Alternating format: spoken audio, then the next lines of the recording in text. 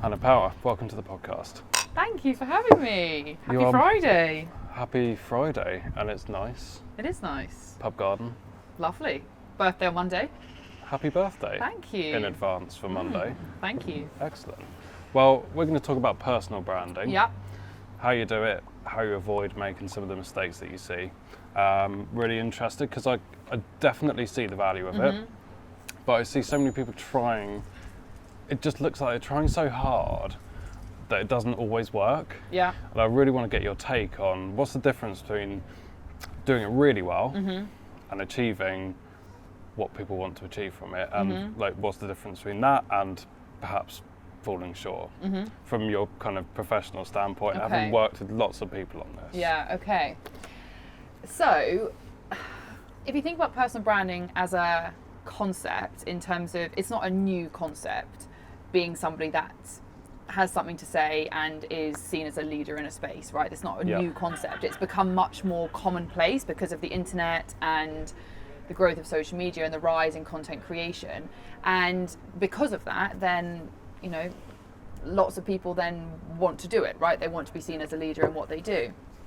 But traditionally, before the last sort of 5 years, it was very much about the person and who they are and what they have to say and what their thoughts are on things, and much less about the audience that they're serving and the content that they're creating.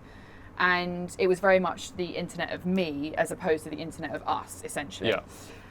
So a lot of people still carry on with that approach, right? But then what happened was this whole rise of this content creator happened when YouTube created this big movement of, you know, people creating content, and the rise of the reality star and all of these things where normal people were able to have an impact. And they were creators, right? They weren't people that were just writing stuff for the sake of being famous. They were creating content because they genuinely loved it and they genuinely wanted to teach an audience. And that's obviously where the internet has moved to. Whilst our our standards of what we want to consume have also risen, right? We're quite picky on what we want to consume. Yeah, the quality of content, even 3 years ago, the quality of content that people put out, I think, has gone up so much. It's crazy, even in the last year. So now what personal branding is about having a really strong message, having something you want to bring to the world, leading with more than just what you do, but why you do it, what you believe, being very focused on a particular audience, and connecting with them and creating for them. That's what the best people are doing, right? The people that are building brands from scratch. You've got kind of two ways to go about it. If somebody's already famous and then they start creating content and building a brand in a different way, they can often get followers because people are just interested in who they are. But if you're going for the from scratch personal branding, then the more that you serve, the more that you teach, the more that you inspire an audience, the better. But I think what happened last year and before really as well, not just because of COVID, but people were panicking. They were going, oh, I've got to put stuff online, I've got to be doing this. And it created two categories on the internet. The because I get tos and the because I have tos. That's what I call them. LinkedIn got really busy. Yes. Really, really busy. But it got busy with the because I have tos, not the because I get tos. So the because I get to people are the ones that are like, oh my God, this is so cool. Like, I can connect with my audience in a different way, and I can do all of these things, and I can build a brand, and I can work from anywhere, and I can build my business through creating. And then you get the because I have tos who go, oh, this is so annoying. Now I've got to do this. Now I've got to put this out there. The because I have tos are the ones that tend to be creating the content that's not that good, right? Because what sits in between those two people is one has got passion and interest and a desire to learn and create amazing content, and the other one's doing it because they have to. So they're not going to keep going on content courses and keep learning about all the new tips and techniques that you can use to create good content. So I think it comes down to the fact that for a while, people that were putting stuff on the internet were doing it because they loved it and they wanted to. And then a couple of years ago, it started the movement of the because I have to people, and that's where a lot of the stuff is coming that it's not that's not that good. I do think with content, you can tell if someone's been tasked to do it or thinks they have to do it. It's never as good as, you know, I think about the people that I follow and respect online, or like YouTube channels that I watch or people that I follow, and they've all got something that they would have done it anyway. it's not been done necessarily to create, or like the content at the core hasn't been done to create a personal brand or a brand or whatever. They've just done it because they love doing it. Yeah. I think you can definitely tell. When you're working with people on that point, do you ever have to, not necessarily turn people away, but almost step them back a little bit if they're going, I just want to, grow my LinkedIn base, I want to get more leads on LinkedIn. Yeah. And you're like, whoa. Is that a common thing? Yeah, I mean, I was very clear when I first started the kind of brands that I wanted to build. Obviously, everyone's got a different approach. My kind of brands that I wanted to build were very much about people who were very passionate about what they had to say and very passionate about getting their message to their audience. Doesn't mean they were just entrepreneurs. One of my first clients was, he was a Barclays, a senior person at Barclays, and he was really passionate about data and what's happening with our data, essentially. Yeah. But he was very focused on getting that message out there because he wanted his audience to hear it. So I was always very clear that what I did wasn't about lead generation. I know that that's obviously a big reason that people do personal branding, and obviously generating leads is a great byproduct of personal branding. But in my opinion, if it's the sole reason, it's rarely successful. And my business has done lead generation alongside personal branding with different levels of success. For some clients, we have huge levels of success with the lead generation aspect because the content that we're putting out and the person behind the brand genuinely really is passionate about what they say. They're researching, they're reading books, they're creating new ideas. And then other people are going, I'll just share this week because I can't find anything else. I'm too busy. I'm too busy is the biggest reason that people say, I don't have time. And I say to people, if you don't have time, brilliant. One more person off the internet. One more person creating crap that the rest of us have got to scroll through. Like if you don't want to do it, don't do it. There are other strategies to be successful. If you're not genuinely passionate about getting your message out there and teaching your audience, just don't bother. Yeah. Because there are so many people that are. I like that. Yeah, there are so many people that are. There are so many ads that are being directed at us. All these platforms are designed in a much cleverer way than all of us can create content to even keep up with. So if you're not interested, if you aren't excited about it, if you don't want to do it, then don't. Yep. So I don't spend any. Sometimes I'll get on a call with someone and they'll say, convince me, pitch me, and I go, oh God, no, thank you. No, I'm not for you. When you're not for me, and I'm not for you. Yeah. So that's my approach. But there are other personal branding specialists, whatever you want to call it, who take a different approach, and maybe they are more focused on that direct lead generation. But for me, it shouldn't be about that. I don't actually really like the term personal branding. I'd rather call it something else. I was going to say, but it probably wouldn't have been a great introduction. No. I agree. Like I don't like the term, but it's just that is what it's known as. I think the only reason I'm going to try and articulate why I don't like it. Yeah. And I think it's because it goes back to that point around the content that I enjoy is always put out by someone who loves producing that content. Yeah. It's not people who have decided they need to build a brand. Mm-hmm. So as soon as you start calling it personal branding, to me it takes away from that whole point. Yeah. And it's surely, if you've got something interesting to say and you're really passionate about it, it will kind of happen. But then you're coming in and making it more effective and work harder, or... Yeah, I think... But it does make me go, oh.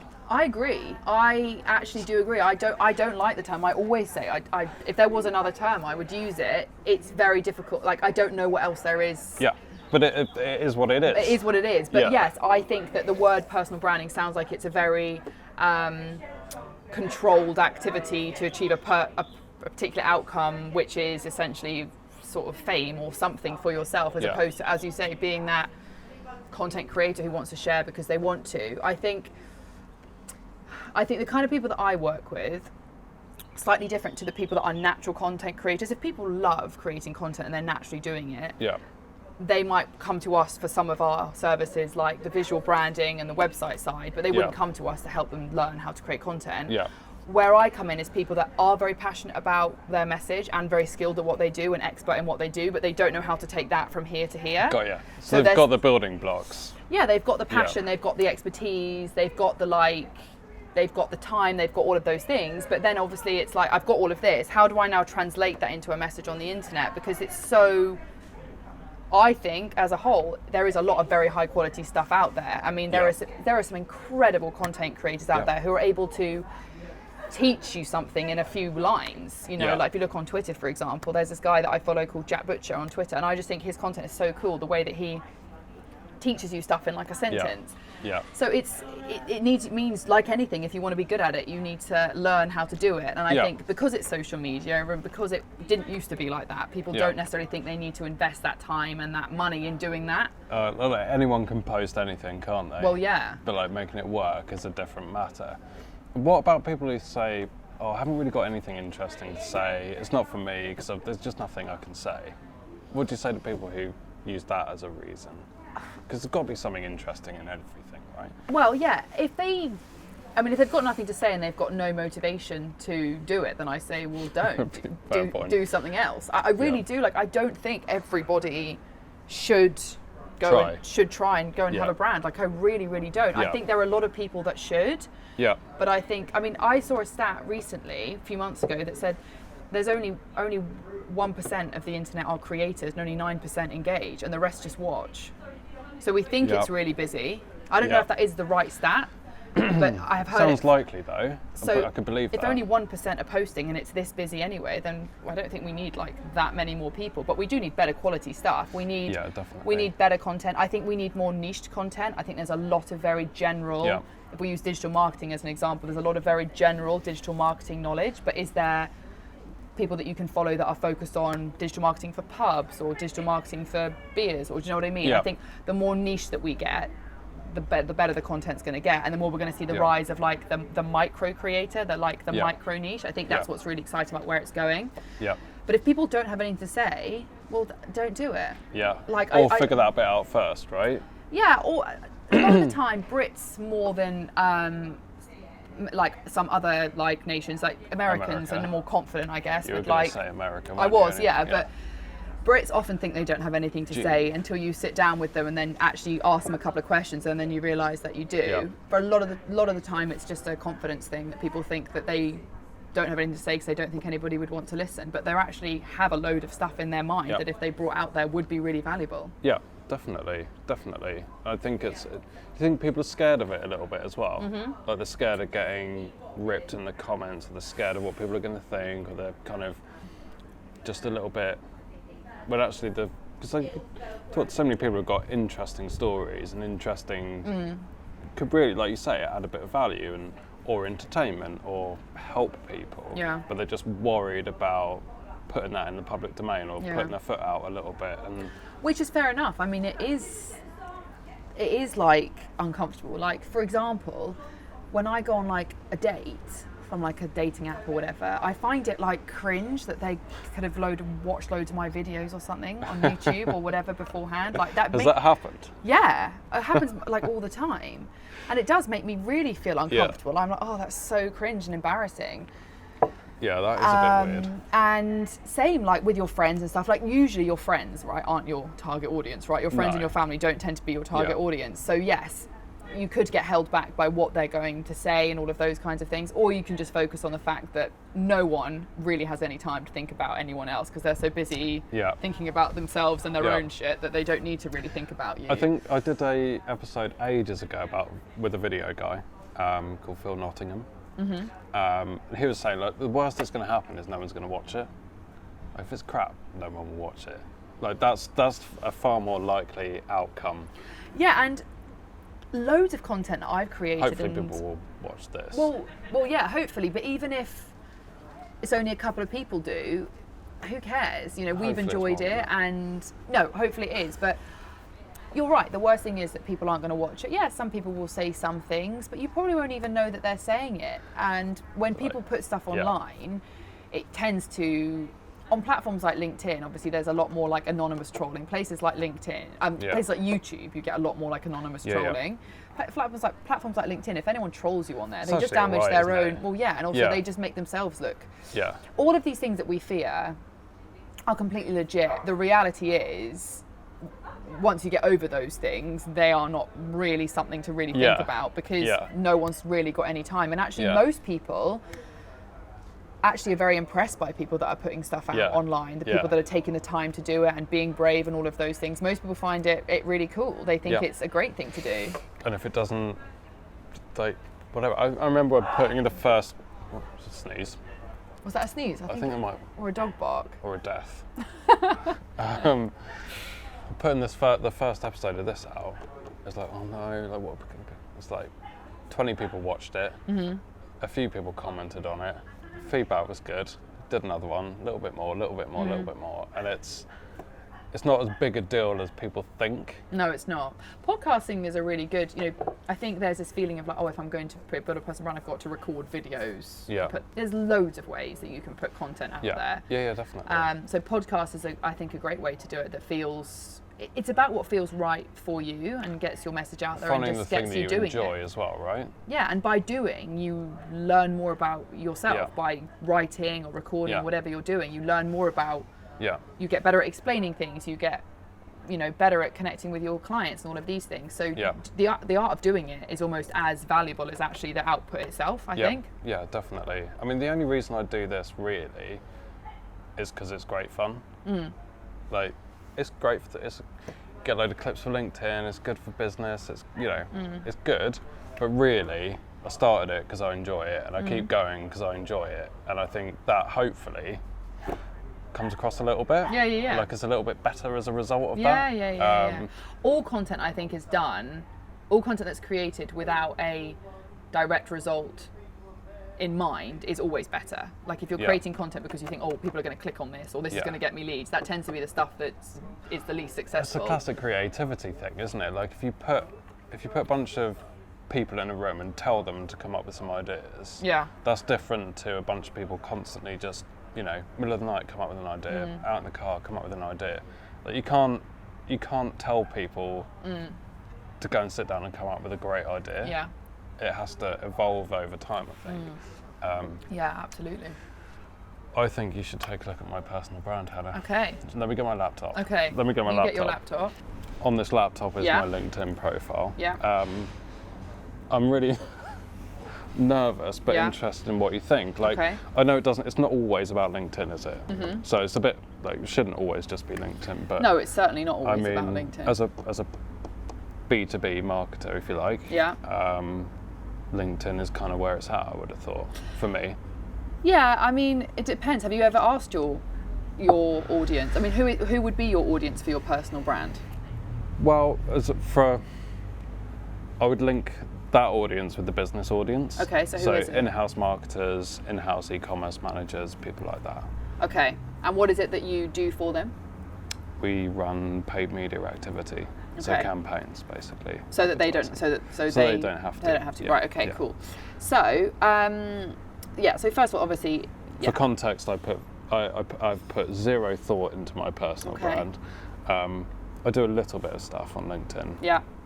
But I'd say very little effort. Okay. But go for it. Okay. Both so I mean, the first thing I would say is photo's good. Thank you. Cover image is good. Like there's not a lot on it, but there's different ways obviously with personal branding. So your personal brand isn't your business. Do you see what I mean? So some people's personal brand is their business. I guess as a business owner, I just naturally link the two things up, but should I stop? Yes, but think of it like this. Like your business isn't called like johnquinton.com. Do you see what I mean? This is very true. So your personal brand, so that means that your LinkedIn profile will be naturally slightly different to somebody whose brand is their business. So if I showed you, it's not the company page, is it? No. So if I showed you, I'm just going to show one of my clients whose profile I like, but his business is his personal brand is his business, so his profile immediately looks different because of that. Do you know what? That's a really good point, because I've always just assumed that any effort I put on LinkedIn is about helping the business because it's my business. So I'm not John Quinton the consultant, am I? So I see it slightly differently, where I believe that if your brand is not your business, this is right. Let me just show you this one. So this is Jord, who basically he's not going to come up as easily for you, is he? Because he's not, there we go, because he's not a connection. So George's brand is his business, which means that his profile is obviously created in a slightly different way because it's about, he directly supports people, whereas you're not directly supporting people. True. You support people through your business. So just in that in itself, you've got two different approaches here. So that's the first thing to think about, is whether your brand is your business. And if it is, your brand is your business, it's much easier to build your personal brand because they're the same thing. Do you see what I mean? Yeah. So your message is always the same. You're not actually trying to be two people. Yeah. Because a personal brand is different. So for example, you've got, obviously he's got this like helping these people to do this. He's a specialist. His profile is, his cover image is more about his brand. His business is called hisname.com. Yeah. And all of those kinds of things. Whereas for you, your brand is not your business. Your brand is it's slightly different. Yeah. It's not just about, you're not, for example, you're not doing the ad, well, you might be doing some of the ads, but you've got someone, I'm guessing, in your team that does your ads, for example. Yeah. Like so your profile is immediately going to be different.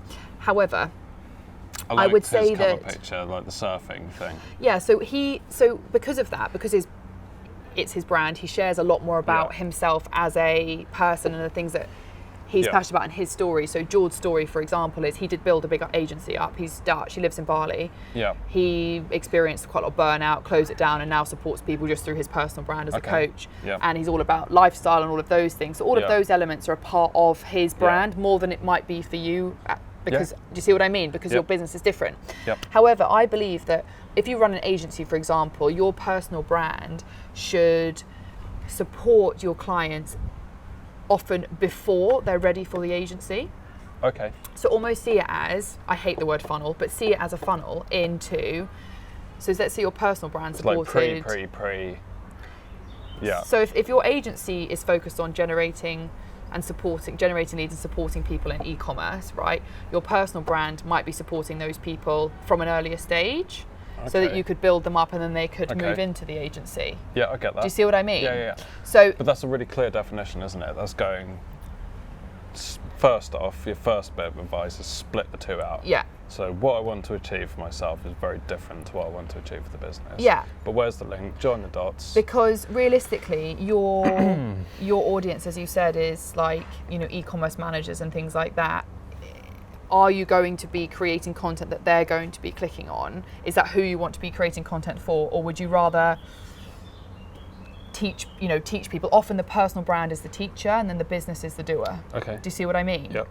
And by selflessly serving and teaching people through your personal brand, obviously shows who you are and shows that what you know without you directly trying to teach just to sell. Does that make sense? Totally. So the first thing I would say is this is obviously like very general, right? It doesn't really explain what you do. Digital marketing consultant is probably one of the most general terms on the internet. So I would make this more of an offer statement or a core message, whatever you want to call it, helping X do X so that X happens.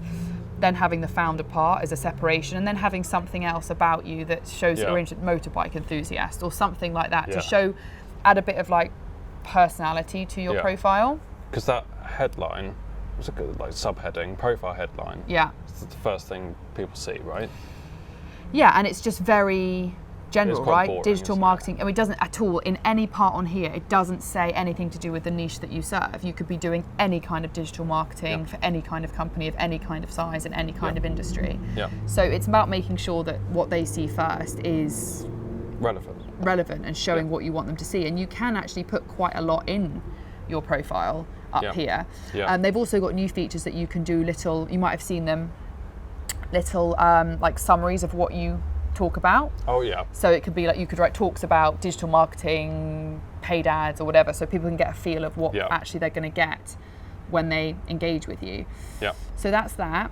If I scroll down here, you haven't got your creator mode, so if you turn that to on, you'll get more options of stuff that you can do on your profile. It's a new kind of thing. Here we go. So then come into your about. Now this is just before you. It's I, right? I do this. I love this. It's not who are you and how can I help you? Yeah. So something like, many e-commerce managers struggle with X, X, and X. So I created Overdrive Digital because of these reasons. So a little intro of what it is that you do. A little bit of context as, the way that you see the world. Something I believe that this, or my mission is this, or something that brings some big picture in together. It is an about me. Yeah, something about your credibility. That you could come in, so you've got that on there, but maybe some actual more tangible things about your industry. But I guess I've written that as an about me, not a why bother? Well, yeah, but that's obviously, although it is called an about, you're missing out on that opportunity by writing to your audience in a different way about how you can help them. This is the thing. This is the main change that's happened with the personal brand. Is it's not about you, it's about your audience. So your profile should really be about your audience, not about you. So that's what I would say here. I mean, it's obviously it is what it is that you do, but you've said here, I run Overdrive, a special agency that helps our clients get better business outcomes from paid search and paid social. Which is true. I'm not saying it's not true, but there's probably not one agency that wouldn't say that they help their clients get better business outcomes. And then No, you're absolutely right. So it's very, very general. What stands out about what you do? What's unique about your approach? This is your opportunity. This is like, imagine your whole website and all of that stuff that you put into that. This is your opportunity to put a summary of that into here in a way that someone can go, oh, John does things a little bit different. Because when you read it back, it's like, it's just, you're right. And also talking about, I also run a podcast that does this, just putting some context in it so people can get to know you a little bit more, because people do look, if somebody says like, oh, you should meet, someone will say to me, you should talk to this guy about helping you with this. I will look them up on LinkedIn and see what they look like. So, and then activity, I'll have to see, I have to click this open. It might load up in a minute, I'm not going to say anything. I'm interested to see. You've got no featured content, so you need to add some featured content in. So that's have you seen how you do that? No, but I'm going to go and look it up. Well, I can send you a guide on how to do all of this, but you can feature the stuff that you want to be along the top of your page. Okay. That was just me trying to be funny at it. If I open Tim's profile, will be good. Okay, so if we see articles, so no articles since 2015. So articles don't often get that much engagement, but they have quite a long lifespan, so they're good for thought leadership. Okay. So it's worth creating. Yeah, that's a good point, because I did a few ages ago, as you can see. Yeah, very long time ago. 2015. Yeah, with a really terrible stock image. But I just no one's really engaging with them, Yeah, but you don't. The thing is that you don't know what people are. Not everybody engagement that you can see is very different. Well, I think eventually, they will give us much more data on how long people are actually reading things and all of that stuff on.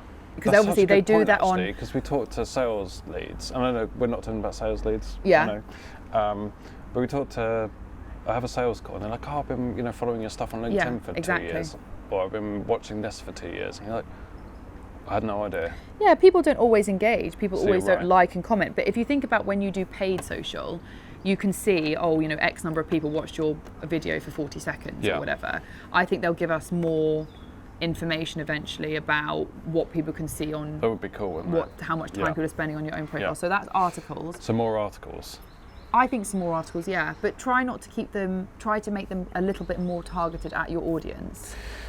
Yeah. And how you can help that audience to achieve their goals or move away from their challenges, just like any type of marketing. Posts, obviously, these are the ones that get more engagement. Yeah. 7 likes. Yeah, 7 likes, 436 views. I think these kind of. It was a bit of a cynical. I like them. We're actually doing our Powerful Leaders social at the moment and I like these sort of piss-taking posts. I don't want to be negative about stuff, but I also want to. I think keeping it light. It was on my mind. Chuck it out. Yeah, so I think it's a good idea. I think having a posting strategy is a good plan of what you're going to post and when. So if you're going to do, a day where you post something industry related, another day where you're going to post in clips from your podcast or whatever, so that there is a plan that you follow consistently. Yeah. Something, again, a lot of people don't do. They go, they put in their calendar, I'm going to spend 15 minutes on LinkedIn, and then they don't, right? Whereas if you have a plan, you can kind of schedule things and think about what you're going to create. Obviously, there's not a lot of consistency here, so that goes from 5 hours ago to 3 weeks ago, which means that you're not going to be basically keeping the algorithm nice and like warmed up. So do you think that is important? Yeah, I do. Should that be one a day? Should it be 2 a week? Should it be, or does it not matter how much, but it matters that you're doing like regular, I think stuff? In terms of for what you do, I think one a day is a good idea. Yeah. I think there's a really good LinkedIn analytics app called Shield. Actually, the founder is really good on LinkedIn as well. I can't remember his name, but it's I think it's like 130 quid for the year, and it gives you some really good insights into what works and what doesn't work, and gives you a general a general Shield app. It's called .ai or something. Great. But I